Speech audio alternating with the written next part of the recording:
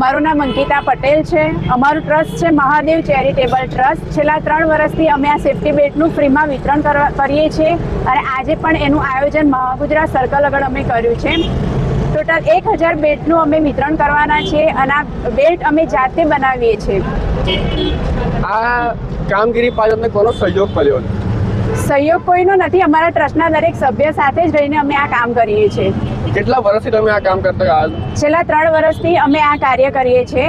જે ઉત્તરાયણ પર્વ પર અત્યારે જોઈ રહ્યા છે કે કેટલાક અકસ્માતો થઈ રહ્યા છે, આ અકસ્માત ના થાય એની માટે અમે આ સેફ્ટી બેલ્ટનું વિતરણ કર્યા છે કે જેથી કરીને પોતાની સેફ્ટી રહ્યા।